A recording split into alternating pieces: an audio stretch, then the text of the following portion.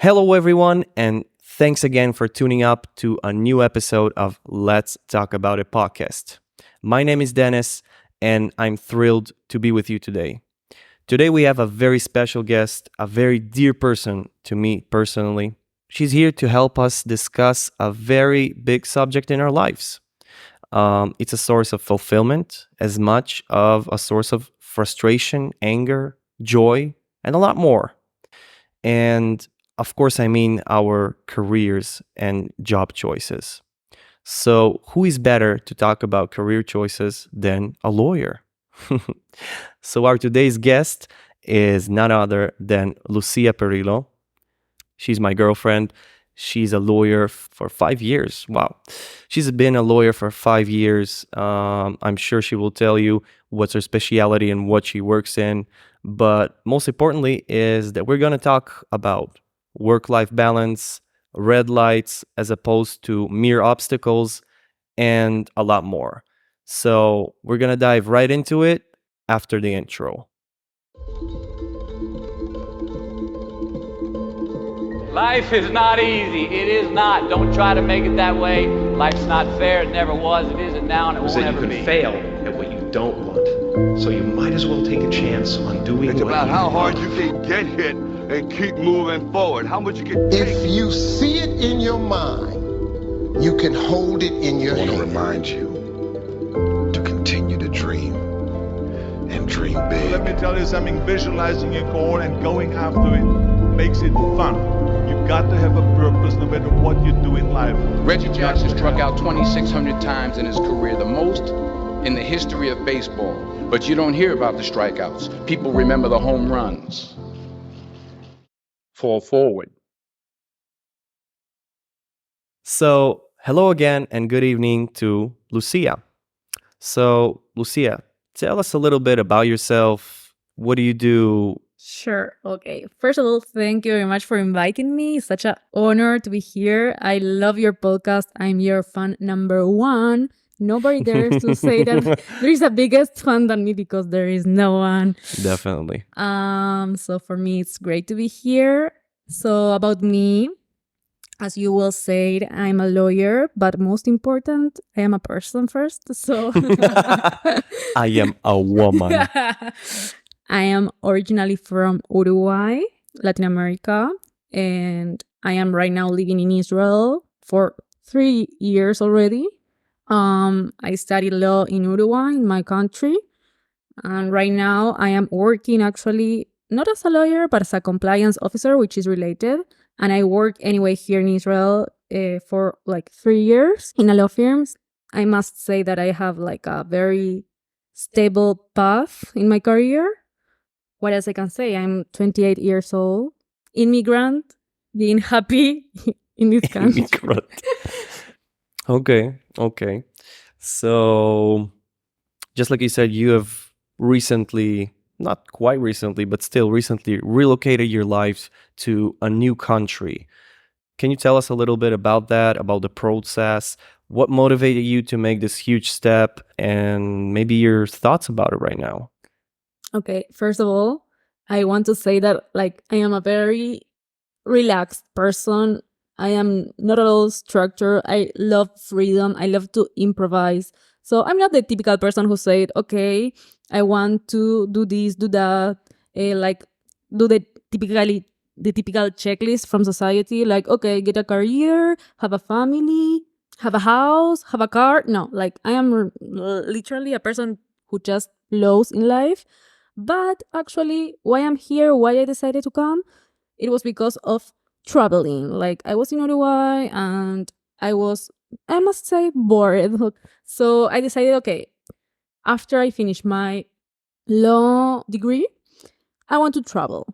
So first, I decided to come for 1 year to Israel. I didn't know anything about the culture, about the country, about anything. It was like such a big surprise for me. And I just fell in love immediately.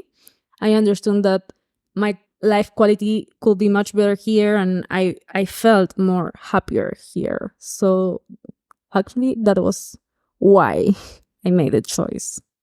Okay, that's interesting.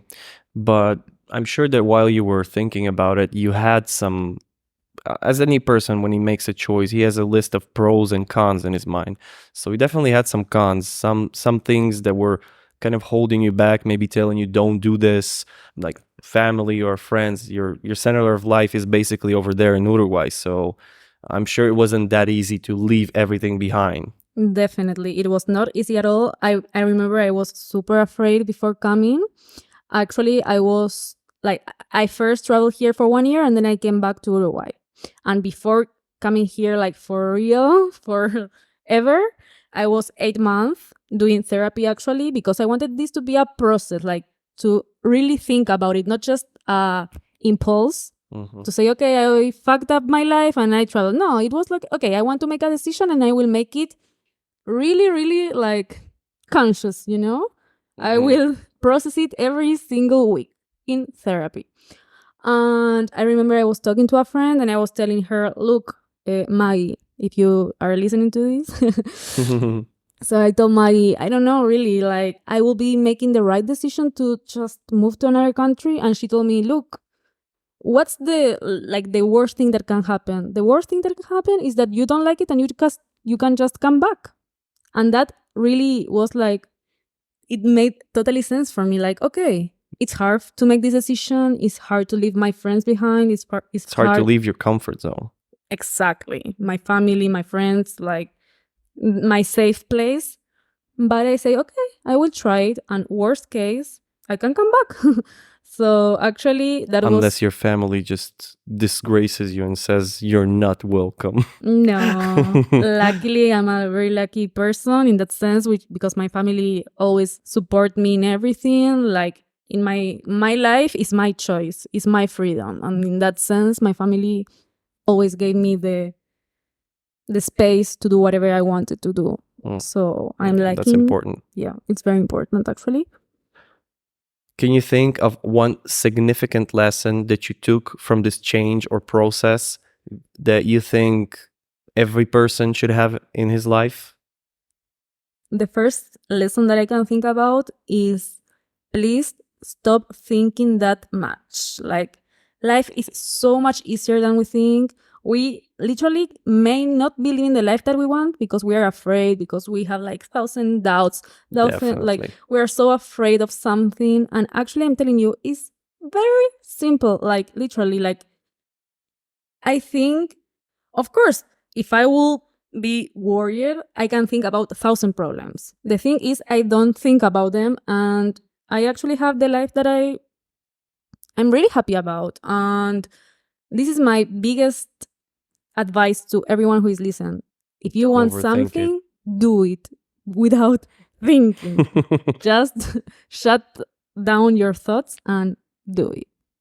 That's something actually you spoke about Alex earlier, and that's something actually that Alex also said as is one of his best advice. He said, stop overthinking it, just do it. Yeah. Some things are meant to be just done.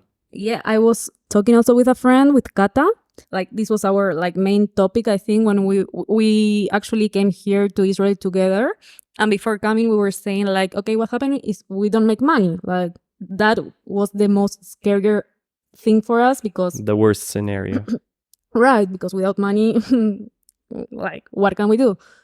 Right now, actually, like, we arrived here and we didn't even have to stress. I don't know how to say it. Life flowed with it. It's like, if you want something, you go for it. Like, you need to have passion. Like, you need to be focused, I think. But not like, it doesn't mean that you need to be perfect and that you need to know what to do. No, just do something, because doing nothing won't help. This was also like, life gives you what you're ready to receive. If you're ready to receive money, don't worry. Make what you want to do. Go for it, and life will give you money. That was something specifically that we lived with Kata, and right now we're both very comfortable. We don't have any money issues. I think it's literally because of our mindset. What you describe right now reminds me about currents in beaches and seas, and I will explain why it's connecting in my mind. Because there's a lot of cases of people drowning at beaches really near the shore, because near the beach you have all these different currents engaging together, creating this water whirls, currents that actually suck you away from the shore, and people panic because of it. And this panic makes them swim against the current, waste energy, get exhausted. And this is exactly what connects to what you said, like stressing, overthinking, struggling with things. Definitely. And that's what exhausts you. And eventually you drown. The most amazing thing is that every expert, every lifeguard or person who actually understands a thing or two about these currents will tell you that the best way to get away from it with your life in your hands still is just to relax and go with the current. Like you said, go with the flow. You need to relax, let the flow take you. And whenever you feel that you arrived to where it was taking you, you can start swimming, but not towards the shore. You can start swimming alongside the shore until you get out of this area with a very strong current. And then you can start slowly getting closer to the shore, and you will be completely safe and unharmed. First of all, thank you for this piece of great advice. There were, like, I will say several times that I was almost ready to die in the sea. So thank you for this advice. I will take it into account next time that there are big waves. I'm a lawyer, okay, like you say, and I studied in Uruguay. And one of my biggest doubts also was, okay, what I will do in Israel, where I cannot be a lawyer if I don't get my degree converted. Guess what? I got 2 jobs in 2 different law firms in Israel without having the law degree converted. And why? Because I was really into it, and I demonstrated how so badly I wanted to work in this field. But I think it was also my mindset. Like, I also spoke with many other immigrants which are lawyers, and they were afraid, like, what I will do because I don't have the degree here. And I say, but just send like CVs and show how much you're interested and motivated and give, like, ready to give your best. I think the attitude is everything, the mindset. Like, if you say no in your mind, others will say no also. That's the key. Definitely. Life in general, the universe, life, it speaks the language of yes. It only knows how to say yes unless you say no. So whatever you have in your mind, eventually that's what you will attract. If you're negative, you will attract negativity. If you say no, if you're scared, if you have doubts, that's exactly what you will attract. So there is a very thin line between being thoughtful and considering all the scenarios and understanding that there are some risks and making your risk value evaluation, to overthinking and being dramatic and imagining scenarios that will never happen. And that will take you to a very dark place, because whenever you program your mind to something, that's what it sees, that's what it will look for. If you will keep telling yourself, I'm so tired, I'm sick, that's what you will become, tired and sick. Yeah. If you keep telling yourself, I'm happy, I'm enjoying my life, I'm thankful for everything I have, that's what you will bring to yourself. More happiness, more things to be thankful for. Your eyes will see the same things in front of you, but they will interpret them in a different way. Definitely. So that's all literally starts in your mind and ends with how you interpret. Yeah, actually, I don't know if you said it already, but I started to put in practice one exercise that you taught me about writing down at the end of the day 5 things that you are thankful for that happen in this specific day, every day. And it really changed my mindset. Like, at the beginning, when we first started doing together, you always have 5 things, and I have literally 1. And I say, no, I don't have 5 things to be thankful for. And then I started to really think about it, because you told me, look, think. It's very simple. You have food, a roof, underworld. Go to the basics, go to the right. and the beautiful thing, the smaller the thing that you will think about, it will teach your mind to appreciate the small things and to find them more easily. Yeah. I had a delicious meal today. Yeah, I interacted with a dog today. That's amazing. That's the best thing. Exactly. It's a gift of life. This is exactly, these moments are the gifts of life that we take, like you said, for granted. And when you take it for granted, you just pass it like another moment and it loses significance. It's just time wasted and you don't really live through it. You don't really experience it. It doesn't fill you with life.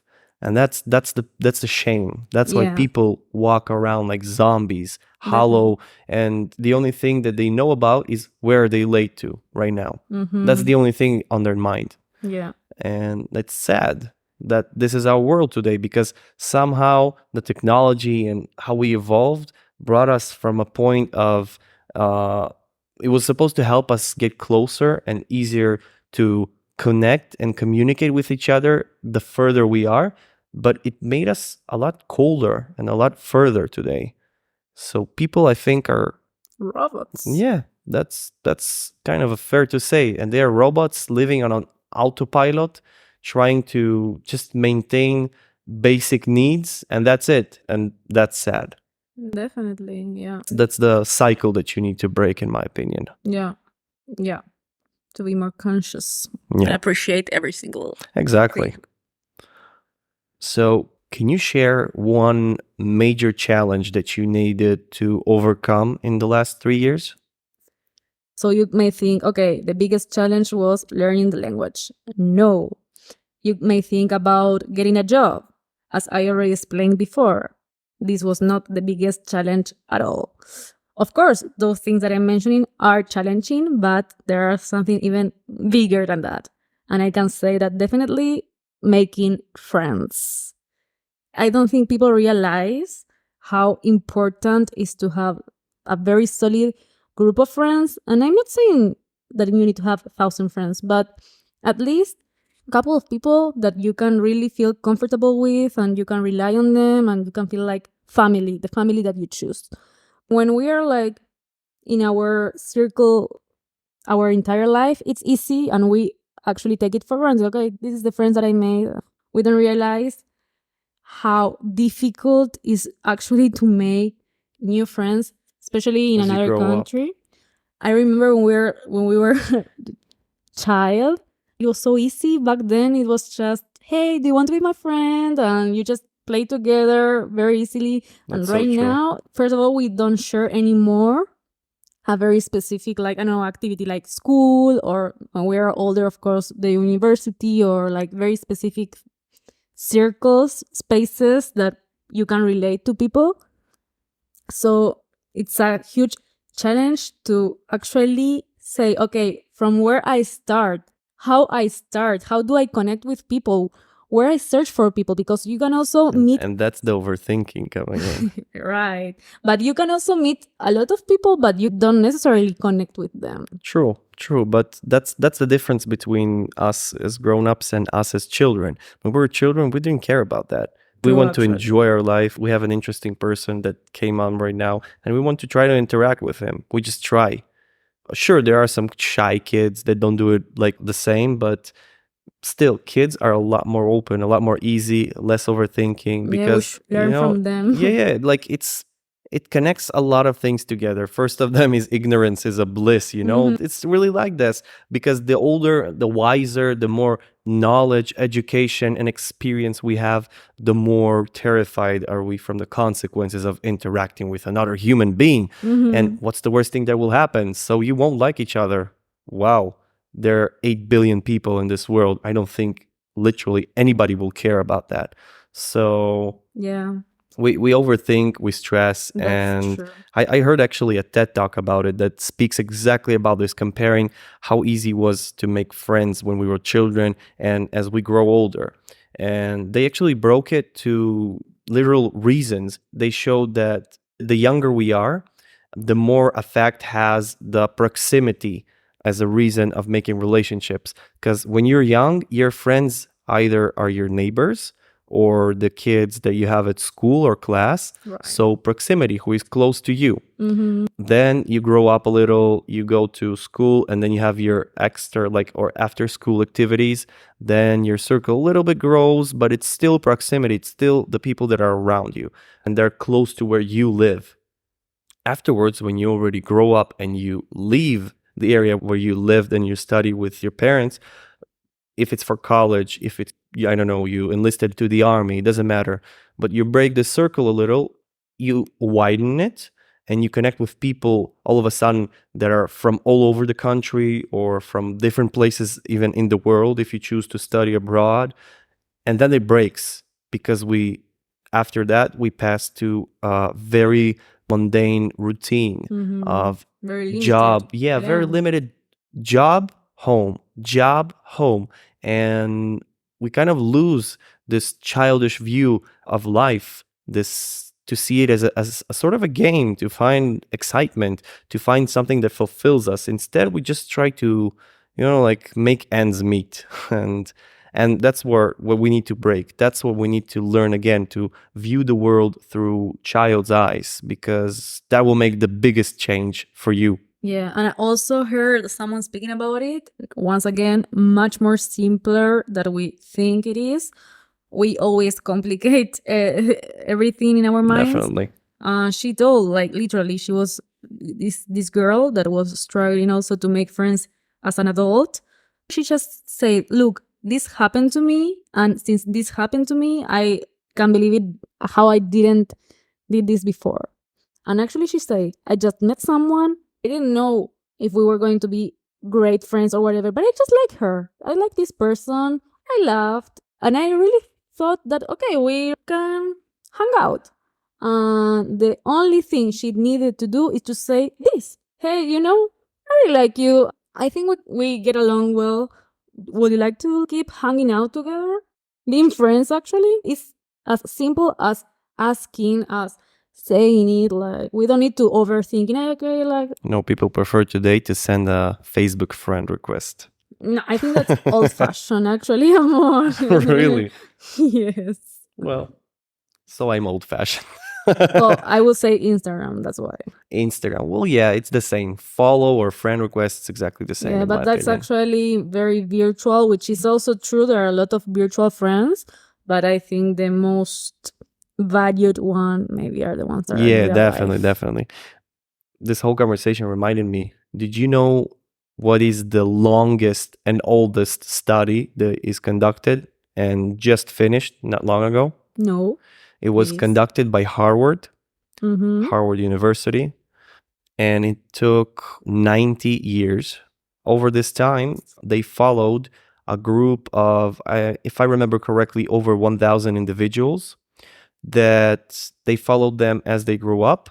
The main objective of this study was to find out what affects us and our happiness and fulfillment in life. And what's beautiful about it is that what we just talked about, it's one of the main things that is the most important and that affects our happiness the most is relationships. Our relationships. Mm-hmm. Again, with family, with friends, with coworkers, with mentors or mentees, doesn't matter. But these relationships, this is the number one reason that helps us get up from bed in the morning. Definitely. And makes us feel happy and fulfilled in life. Well, we are people that need society. Exactly. Like, We're human beings social need society, creatures. No correct? matter how people might say, no, I'm not like that. Yes, you too. Even me, I am the most social person. I think anybody that actually knows me can really prove that. But even me, sometimes, I feel antisocial. Sometimes No, I need my day off. Sometimes difference, I need to be alone. what But you say is introvert, actually. yes, No, but you're. still. I think there is a difference between You have being extroverts and introverts. But right. Yeah. I think you are. I'm not an introvert. This is the theory from Lucia's university. Lucia, this study was conducted 5 minutes ago, and I have absolutely no proof. Believe it or not. But yeah, I think you are a social person, but introvert. That's your definition, actually. Okay. So I like people, but I don't want to leave my house. That's exactly the point. Well, yeah, there is some truth in that, but I'm working on it. I'm honestly taking myself out of the house as much as I can. So back to the study. So this study was conducted for over 90 years, and it found out that really that the main thing that affects our happiness is relationships. And what's amazing about it is that it only shows how important it is to make the effort of putting effort, in your relationships. If it's with your partner, if it's with your parents, with your siblings, with your friends, nobody's gonna make this relationship work unless it's you. Yes, you have a finite amount of time and energy. You can make everyone happy, and you can't have 5,000 friends. It doesn't work like that. So you really need to pick them and choose the people that are important for you, the people that you really feel that are your people, are the people that you have your goals aligned, the people that you have a good time with, people that fill you with joy and feeling of life. That push you to become better, actually. Exactly. And these people are the ones that are worth it, the ones that are worth the work, worth the effort of finding time and spending time with them and overcoming challenges or arguments that you have with them. Yeah. Because honestly, not every argument is an end of a relationship, and it's sad that some people think that it is. So if you're listening out there, guys, remember that relationships is one of the main reasons for your happiness. So Work on it. yeah, definitely work Don't on take it. it on for granted. Definitely. If you forgot to tell your mom or your wife or your girlfriend that you love them, just do It's it the today. time. Do it today. Send a text, make a call, even better. And if you can meet them and buy flowers, best. Or chocolates. Chocolates, well, it depends. I like chocolates. So that was interesting. So you had a challenge with making friends. What would you say was the tipping point when from fearing or worrying about it to actually finding that it's not that hard, that you can do it, and that Yeah. Well, at the beginning, I thought that I need to have many friends. That was my fake goal in my mind. Like, oh, I need to have a lot of friends to be popular. Blah. That's where quality over quantity comes in. Definitely. I think my pivoting point was when I met these two beautiful friends, Coral and Alan. I realized that this is people who really fill me with energy. We just flow. We can be ourselves, actually. That's the most important thing, to be able to be ourselves and to enjoy the moment. That's true. So this is when I realized, okay, I really don't need that much. Life can be much simpler. Once again, we just need to find the right people, to not think that much. Yeah, actually, I totally agree that being able to be yourself is really important. There's an interview exactly talking about that with Jim Carrey, and he says, "What is depression? Depression is your body telling you, I don't want to be that person, that character anymore. I need deep rest." And he's tired of pretending to be someone else. The first time I heard it, I remember I was in awe because it just, wow, that makes so much sense. Yeah, pretending to be someone that you are not is definitely exhausting, and being yourself and being surrounded with people that actually encourage you to be yourself, it's very invaluable. Invaluable.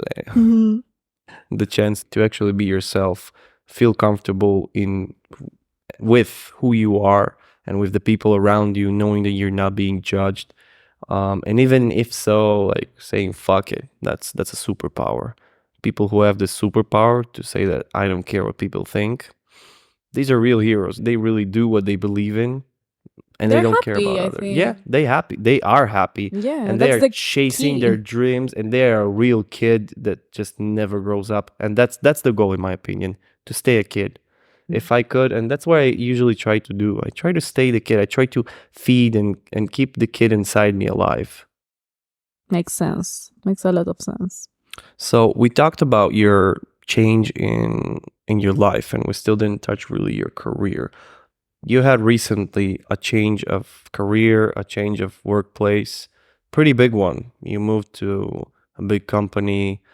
Do you want to tell us a little bit about how this change and moving to a different place, a different environment, especially a different kind of environment, impacted your personal sense of success and happiness? So, what you're referring to is my change from working only in the field of law, only law firms, to actually work in a company, but right now not as a lawyer, but as a compliance analyst, compliance officer. I wouldn't say it's a huge change of career because it's anyway related somehow. A different path, I would say. It's a different path, but not like a change of career. I must say that the process, all processes of finding a new job are very stressful and look really scary and stressful. But actually, this is also another lesson that I learned. Life will give you what you deserve always. So I might say that I doubted about myself, about my career, like, okay, what will be with me in the next years, because I was already wanted to change my job. Working in a law firm for me was already old fashioned. Like, I wanted something more, to be in a bigger environment, to work with more people, to be in a big company with benefits, like the modern world, you know. I really started to doubt myself. Okay, maybe I won't find this. Maybe I won't success. And then life literally gives what you deserve and what you really want. I reached to that point to understand that, yeah, it's really important to be focused. Okay, so from being a lawyer and working in a law firm to being a compliance analyst and work in a big company with benefits, with like this modern world. Feeling that you are part of something bigger. Right. It actually made me believe in myself again, because even though you might say, but you're a lawyer and you worked in this law firm, blah, blah, blah. Inside me, I wanted something different. Even though the status can sounds amazing to other people, to me it felt empty, and I wanted something more, something that will really fit my soul in that moment. And actually making the shift from a law firm to a big company made me feel alive. Okay. And That's interesting. It's really important, I think, to hear what your soul asks for. Are you happy really with what you're doing? Or I'm not asking about if you took or you didn't took the right path. I'm talking about in this specific moment. Do you care about the money that you're making? Are you happy? Or what really, really will fulfill you is to be in X situation. I left the studies behind and I really listened to what my soul wanted, and it really helped. Okay. It's actually interesting because most people will actually say the opposite, to be a small part of something huge and bigger as a company that where you are, you don't get specifically noticed or get enough credit, is something that is unfulfilling and frustrating. And that's why a lot of people choose to leave these big companies and go to something smaller where they will have the opportunity to shine, to get their own respect, to build their own status, like you said, or character, and to be actually noticed, to feel more important, and not to be a cog in a huge machine. Well, for me, actually, was the opposite, but this doesn't mean that in a future I will also might like to change, because I never say no. I don't close any doors. But actually, in my case, working in small law firms made me feel that I already had a roof. Like, of course, the next step will be my boss. I wouldn't be my boss. I mean, there is only one boss in this law firm. Okay. So in this big company, first of all, I felt that I have more opportunities, that I can scale, and I do feel recognized and valued by my team anyway, Okay. even though it's a big company. Once again, the feeling of being surrounded by people, that actually was like a boost of energy for me. Okay. But so anyway. you were looking for a more alive environment. Yeah, life. That's why I said I Mhm. felt alive. This doesn't mean, once again, that in the future I might change, because I'm a person who loves changes. Definitely. Definitely. What an evil laugh. Okay. What steps have you taken to maintain a healthy work-life balance, and how important it is, in your opinion, for achieving a long-term success and happiness? Okay, so this is a amazing question actually, because I suffered a lot the fact of having a very poor life balance when I was in Uruguay actually. I used to work 10 hours, 11 hours per day, plus going to the university and studying.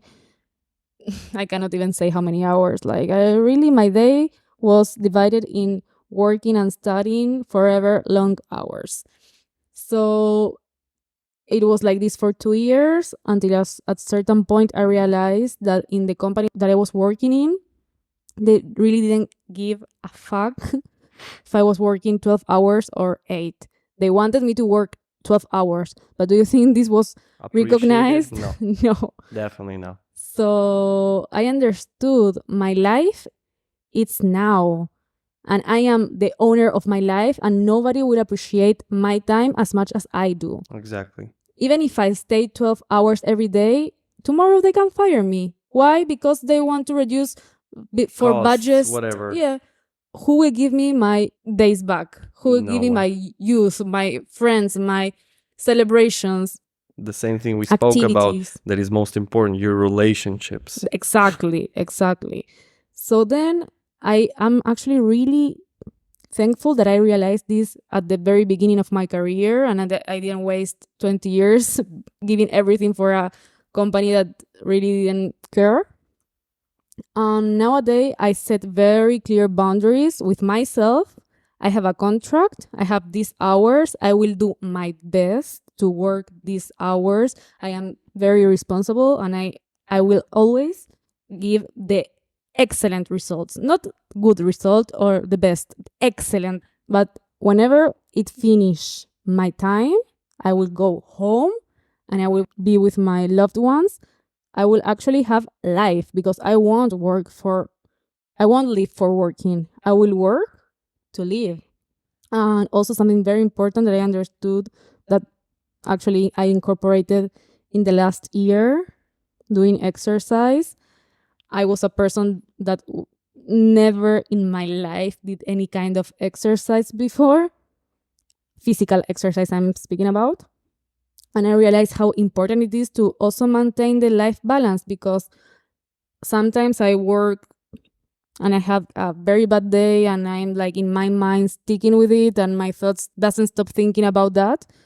And then I do exercise. I specifically go to the gym, but you can do whatever you want. Go to boxing, go to a dancing lesson, have a walk, whatever type of exercise. Definitely. Physical activity is very important. Right. And wow, I really realized how important it is, and I don't understand how I didn't do this before. It literally changed my days, because I make a real cut from my routine.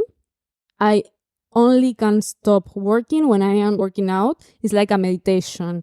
It's like 1 hour, in my case it's 1 hour, that I just focus all my thoughts in doing the right exercise, and suddenly I am meditating. Definitely. That's something that really helped me to have a quality day, to really make a cut from my work day, restart my extra laboral day. I think it's very important to make a clear separation between work and life. It doesn't matter if you're an employee or you're self-employed, if you're a business owner. For business owners, it's the biggest struggle to make this separation, but it doesn't make it less important. I think it is even more important to make boundaries and to separate your work and your personal life, and to remember to actually live. I have a very good friend, my best friend actually. He owns 2 restaurants in the center, you know him. And there was really a while that he just disappeared for like almost 2 years. And I would hear from him just once in a year on a phone call, telling me happy birthday or something. And it sucked because I really missed him and I really felt the absence of him. And I'm sure he also. Then one day I actually received a phone call from him that he was huge, like majorly depressed, and he probably felt it all also weighing on him, and it accumulated over time. Today it's a completely different person. Today he finds time for everything. He makes clear separation of when he's at work and when he's not. He empowered people in his businesses to trust them to handle things when he's not there. And when he's with us, he's 100% with us. Like, I've seen him in the last 3 months more than I've seen him in the last 3 years. That's amazing. I appreciate every single moment with him, and I feel that I think it's doing also a lot for him. He became a lot Definitely. more happy. He became a lot more healthy. Yeah. So, guys, really, that's not a joke. Maintaining this balance is it's not just for you staying sane and not to go crazy. It's for you to be healthy, Yeah. because everything will go badly if you just keep neglecting yourself. And the boundaries should be set by you, because nobody will set any limit for yourself. They will always try to pull more and more from you.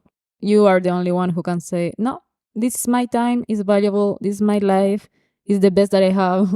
I'm here to live my life, and you are the owner of that. Definitely. So that was a great answer and a great advice in my opinion. I don't remember which day it was, but I listened to an audiobook that specifically talks about mentorship.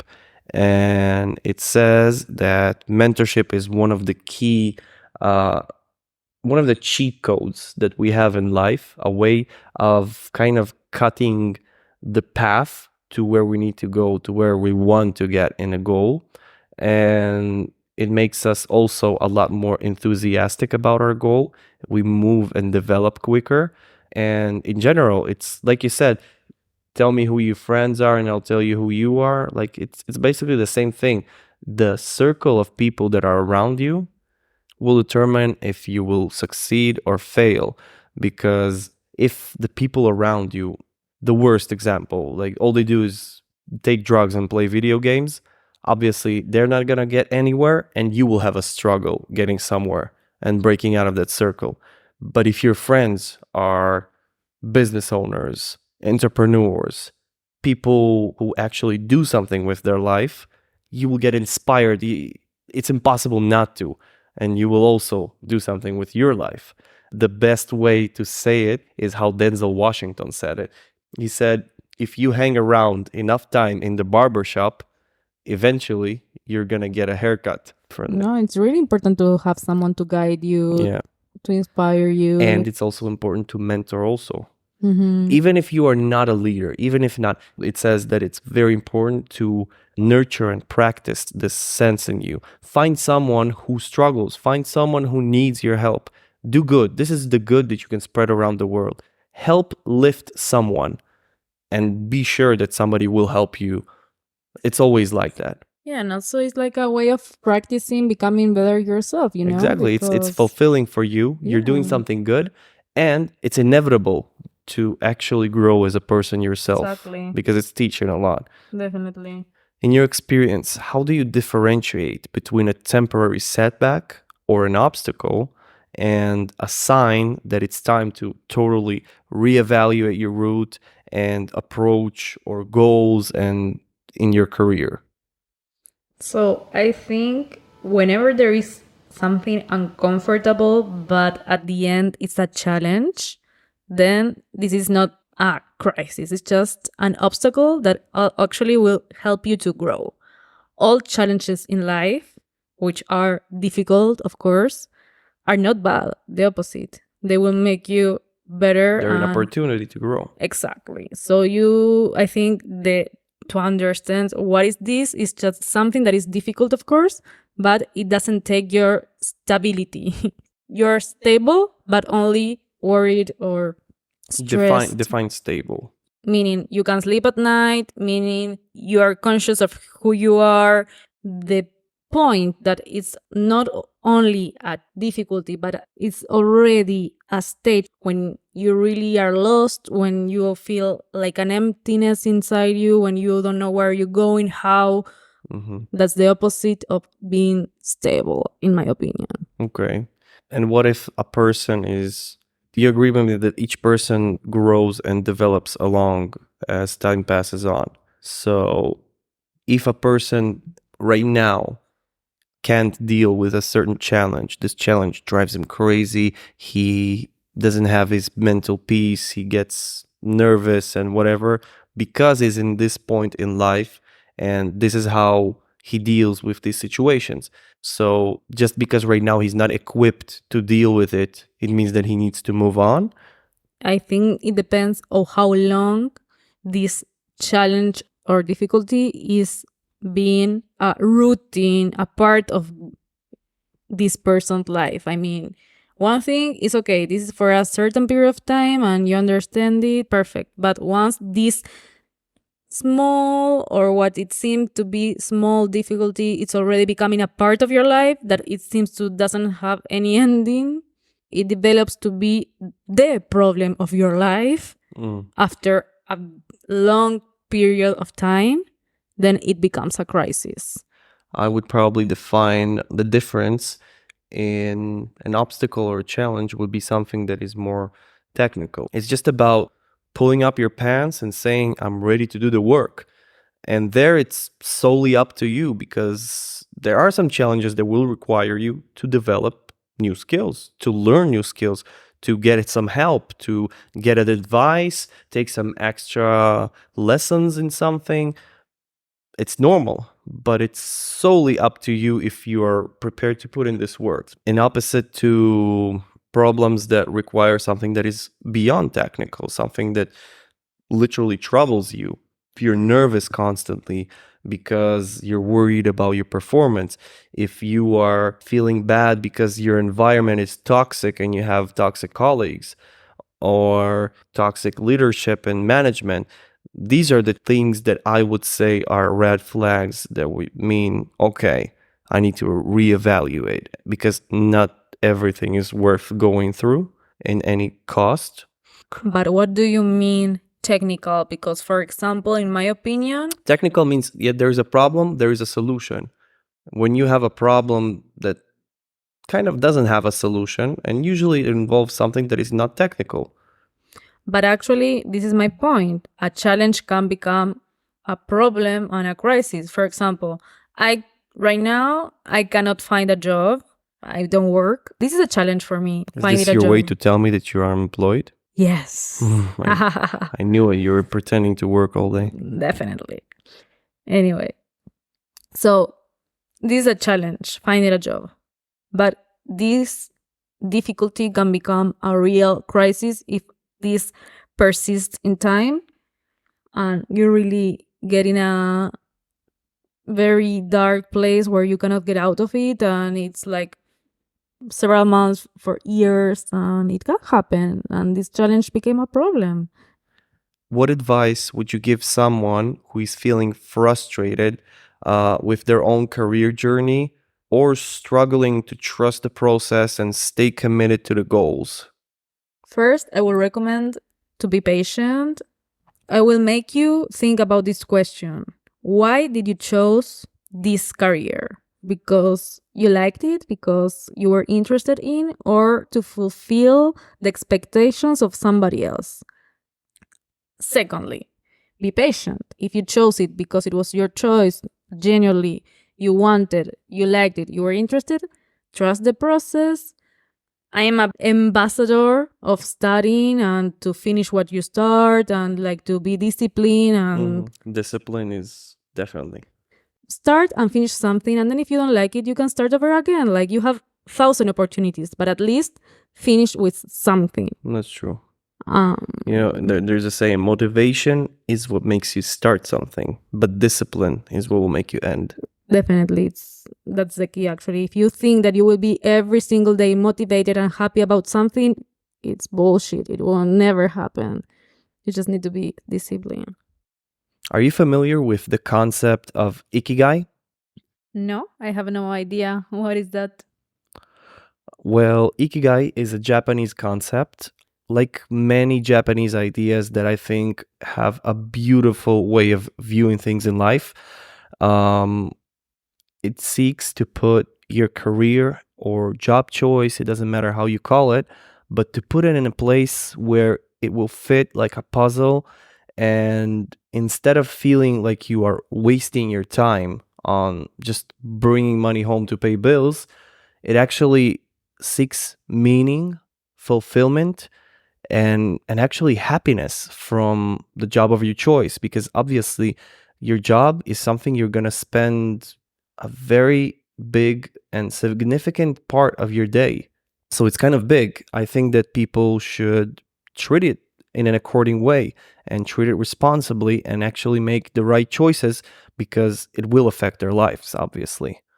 So basically, this concept focuses on four aspects or four questions that each person should ask himself when he's thinking about a job.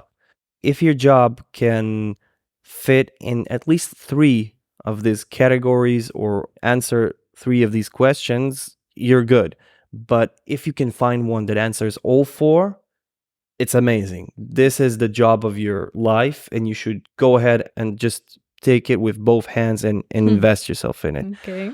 Which are the four questions? So the questions are, the first one, what are you good at? What is something that you were born with, skilled? Some people are creative, some people are natural athletes, some people are mathematical geniuses. Doesn't matter. But each one of us has some sort of a talent. And it doesn't mean that you need to be the best in it, but it just means that there is already something that you can say, hey, I'm good at this. Then there is something that you love.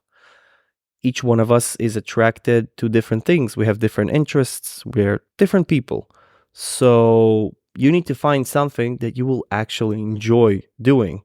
Some people will say, I like to sing. If I could sing all day, that's what I would do. Some people will say, I want to edit videos all day. Some people will say, I want to write scripts. I want to write books. It doesn't matter. But there is one thing that whenever you ask a person if you could do that until the rest of your life, you immediately have an image.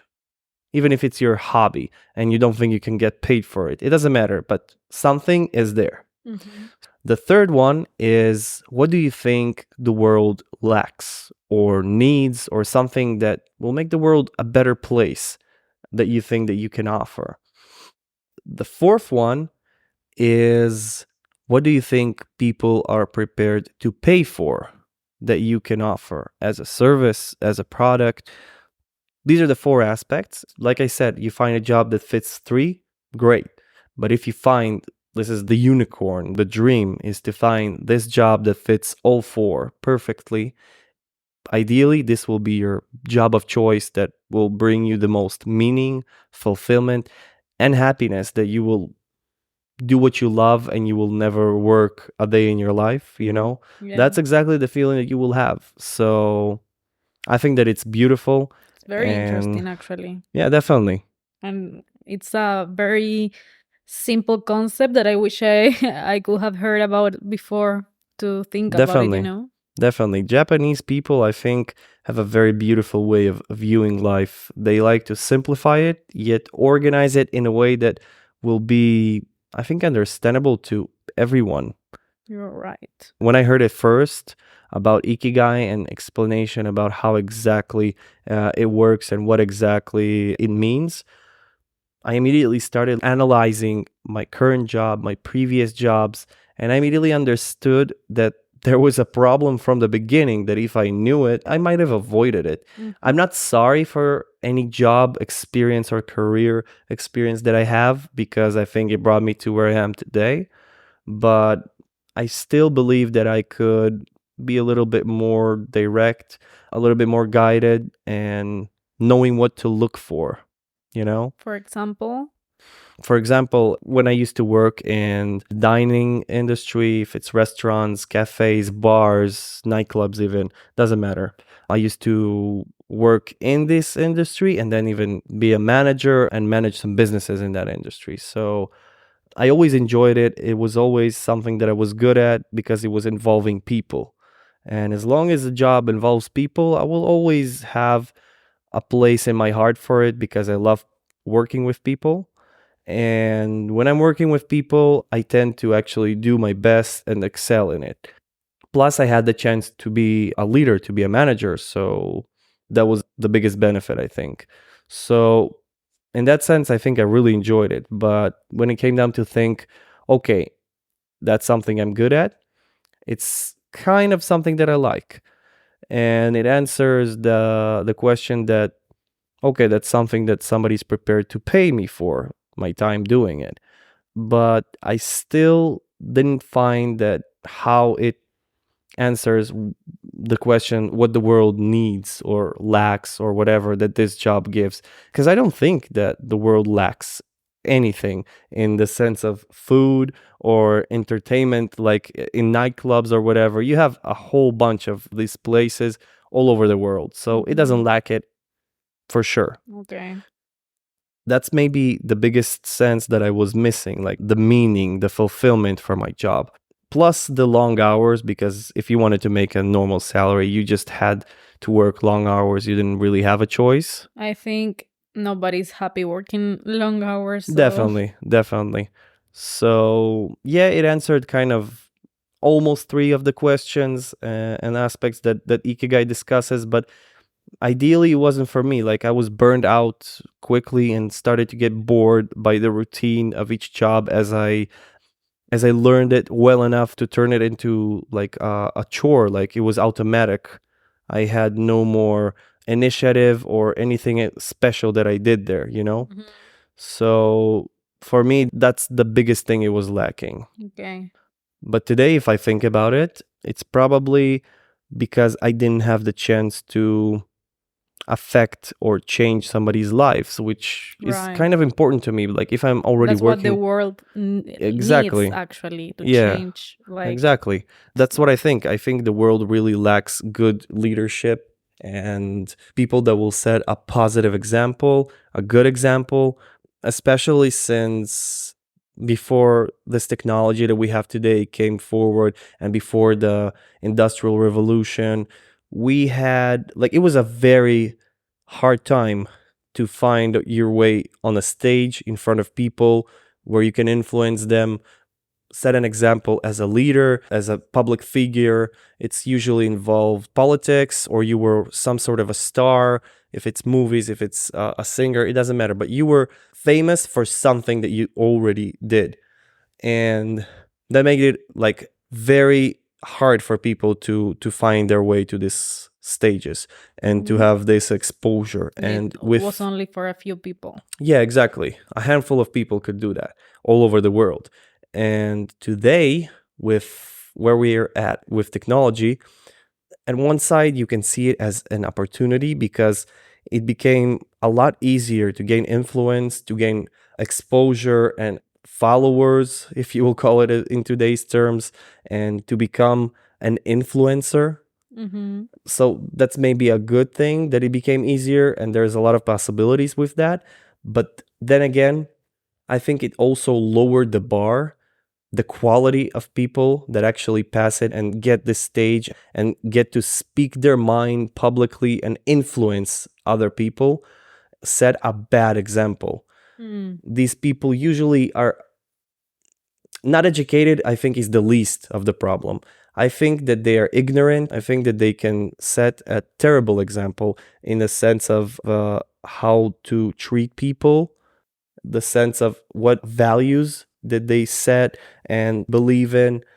And in general, I think that this world is not going to a good place if we won't find a way to raise this bar. We need good leaders. We need good examples and good influence.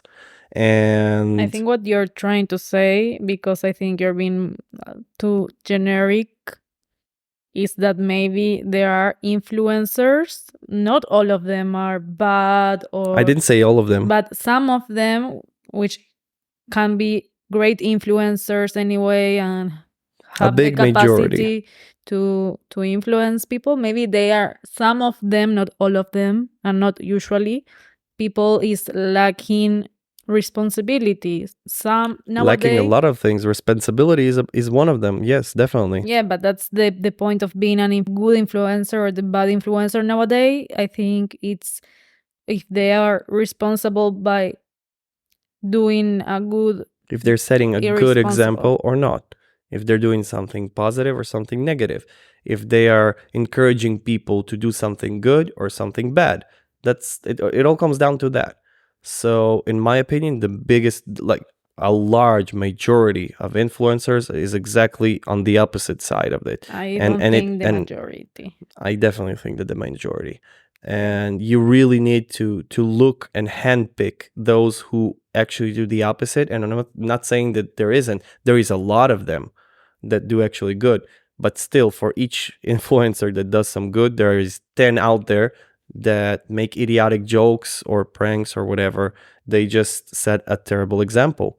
Not Okay. just for people, but especially for children who are affected the most by it. The children don't. Are we talking about social media? Because children don't Yes. use social media. Well, so I that's don't what you so. think. That's what you think. You should open the If- stats a little and see If how parents- TikTok works. Well, but then parents should have an eye on those children and see and well, check that's- what they that's- watch and what they don't watch. That's true. That's already raising the question whose responsibility is to filter this. If it's the parents, if it's anyone else. I'm not going to go diving into this one because it's going to get us sidetracked, definitely. But I will say this. Just recently, there was a comparison in one of the most popular social media platforms, which is TikTok, comparing TikTok in America and TikTok in China. Now, TikTok, if you don't know, is a Chinese app. So it was created in China, then it went and became famous globally because it was so attractive and so easy to use and whatever. Now, the huge difference between American TikTok and Chinese TikTok is by the content and the design. When you look at it in America, it's all colorful and joyful and triggers your dopamine sensors each time you see some. While in China, it's very basic, strict, less colors, less stimulation with sounds and light. Then you compare the actual content. In America, you have stupid challenges that don't mean nothing, idiotic pranks and jokes, or sex. People actually like half naked, gaining audience and followers by exposing their bodies. That's in America, and that's the example that the people and the young generation, especially the children, that sees there. While in China, it's exactly the opposite. You have educational content, motivational content, content that teaches you to be a better person, to exercise videos, things that are exactly on the other side and exactly the opposite. So then you ask yourself a question: where will the children will be raised to become better people? In America or in China? Have you seen those TikToks that you're mentioning? Yes, definitely. Okay, I never heard about it, so I don't know. and You I can try think- you can try Googling it. It takes literally 2 minutes to No, find. because I think the content people choose it. So I believe that people in China, I don't know if they are It's all. not just your choice. You're right that the algorithm will go with whatever you like. It will keep providing you the same. Yeah. But then again, it's also about what the general pool is providing you. Like if you have a pool of black fish and you will look for a red fish, you won't find it. If you have a pool of red fish and you will look for a red fish, you will find it. That's what I mean. Okay. With that said, I really believe that in today's world, we need a lot better leadership that understands that even these things should be handled with a lot of responsibility and care. Mm-hmm. Because you right now set an example for a whole generation. And if we want that generation to become at least a fraction of what we and our parents were, we need to start caring about that. That's my opinion. Mm-hmm. Okay. What is the connection between happiness and success in your view of life, if there is any? Wow, that's a very tricky question, a very good one. I do believe that happiness itself is success. If you're happy, then you reached the most important thing in life. Even if you have $1 million in your account, if you have a big house, but you're unhappy, then that's not success, in my opinion. So I will measure happiness and success more in the balance of happiness. I believe when you understand the key of enjoying life, doing what you like, spending time with your loved ones, that's success, in my opinion, and that's happiness. So if I were to ask you what is the egg and what is the chicken here, you would say that happiness is the egg. You would say that happiness must come first before the success. Right, definitely. Okay. Yeah. Okay, that's interesting. Because the way I see it, happiness is something that you find on your path to success, which means when you set something as a goal for your life, it doesn't matter if it's a good one, that it fits you and it's great and it's something that you're going to go all the way with. Maybe it will change, doesn't matter. But as long as you are being productive with your life, you're taking initiative, you're doing something with your life and not just sitting and reacting to life, this process automatically creates life around you, creates these experiences and creates happiness in your life, brings actually joy and understanding of appreciation of the process that you're going through. So, in my opinion, you need first to set your eye on something as a goal of success, and on the path, you will manage to stumble and find happiness. I think that's a great way of seeing it. I agree that everyone should aim for a goal, that's for sure, to be successful in a certain way. Yeah. And However, success can be in any field. It can Yeah. be for, like you said, you can be healthier. It can be maintaining healthy relationships with people around you. It's true. However, it's important not to get confused with the idea of whenever I will reach this, I will be happy, because No, lots no. of people think this way, like, okay, now I am Yeah. unhappy, but whenever I will finish my studies, I will be happy because I won't study anymore. And That's true. then, okay, now that I don't study, I need to work. Okay, whenever I find this job of my dreams, I will be happy. But then you get a job that it's really good and might be the one of your dreams, but then you realize, oh, but now that I have it, I'm still unhappy. So now I want a car, and when I get the car, I will be happy. So be careful with aiming for a goal and thinking, okay, Conditioning your happiness with it. exactly. And that's the biggest problem. You're right. Happiness cannot be conditioned on something, on material things, reaching certain goals. It doesn't work that way. You're definitely right. It will be a momentarily dopamine effect or a hit of happiness that you will have, and you will have to move on for the next one to get your next hit. So it will never fulfill you and you will never feel happy, truly happy. In that sense, there is a difference between happiness and just, momentarily satisfaction. It comes from, like you said, when you condition your happiness with physical things or achievements that you will have in life, you will always find yourself chasing something that runs away from you. Right. But if you will understand that happiness already is within you, and it's just waiting for you to choose to reach onto it and to expose yourself to it, to be focused on it, you will understand that happiness is already here, and it comes as a part of your worldview, your mindset, your way of life. Because if you have bad habits, it will also affect the way you view life Definitely. and the way you experience it and see it and how you feel eventually. If you feel happy, if you feel fulfilled, or you feel down and depressed and Definitely. lazy. In that sense, in order to feel true happiness, you really need to kind of let go, not condition it. Yes, set goals. Yes, aim higher. Want more, grow bigger, do more, whatever. Do that. That's part of life. That's part of us as humans, as growing and evolving. That's great. And it's productive and it will help you to feel a lot better, definitely. But never condition your happiness on someone or something. Exactly. And also understanding that happiness is not something constant or forever. Definitely. Happiness is just a state of mind that it changes, but doesn't mean Yin that. and yang. Yeah, I mean, it doesn't mean that, okay, now that I had a bad day, I'm not happy anymore.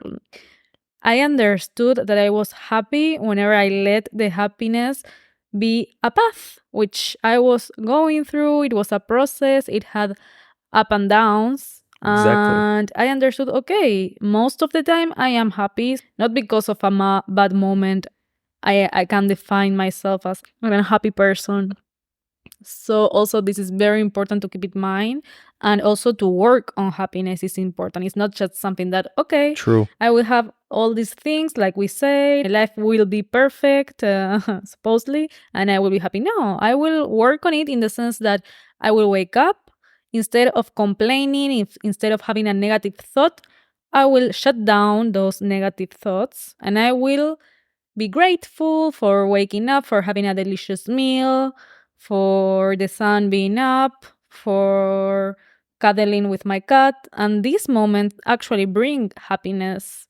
As you say, creating good habits. A bad habit is also having a negative thought. If we are Definitely. constantly thinking in the Definitely. bad, in complaining, in being grumpy, for sure, we won't help to grow our happiness. True. The biggest misconception of happiness is that you can live in a constant bubble of happiness without it ever ending. It will never happen. Right. Life, as with everything else, is a balance of things, of good, of bad, of yin and yang, happiness and suffering. Like in the last episode that I uploaded, Dr. Stute spoke about something, and he called it the 3 things that are inevitable in life. We have pain, which is the suffering. We have uncertainty, because we don't know what tomorrow holds for us, in the sense of our health, of coincidences that can happen and take us to the bad or the good, and the need for constant work, which is what I call the process. The goals that you set, the dreams that you chase, the hobbies that you prefer to find time for, or relationships and whatever. This is all constant work. Mm-hmm. So when you take that in mind and you accept it as something that, okay, this is a part of my life, you understand that it's a balance. You will never have just joy and happiness and beautiful moments. You will have moments of pain and sadness and suffering, and it's normal.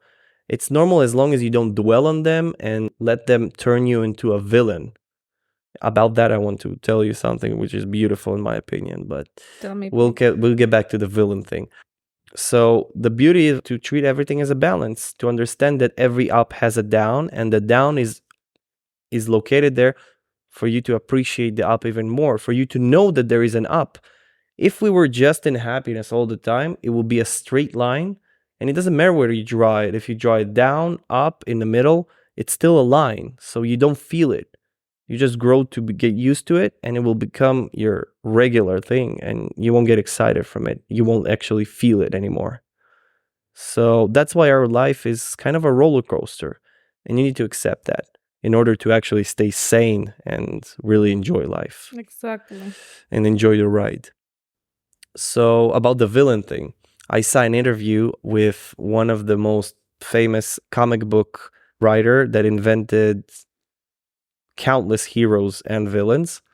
And when they asked him what is the difference between a villain and a hero, he said, well, actually, there's almost no difference. Both of the characters go through traumatic events, usually something defying.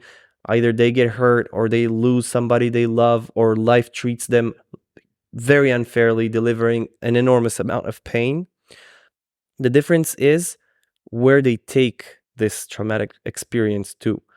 Now, the hero says, wow, life really hurt me.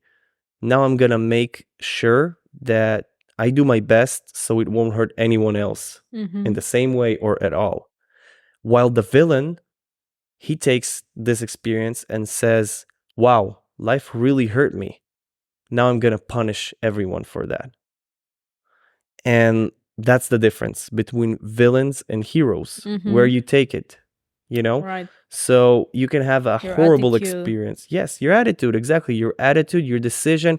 It eventually doesn't matter what situation you break down to analyze, you come back to the same conclusion. It's all up to you. You decide if you want to be angry at life and miserable, look for revenge, keep holding a grudge, grind your teeth, and be a miserable person, or you move on and make sure you create an environment around you where people won't suffer the same way you did.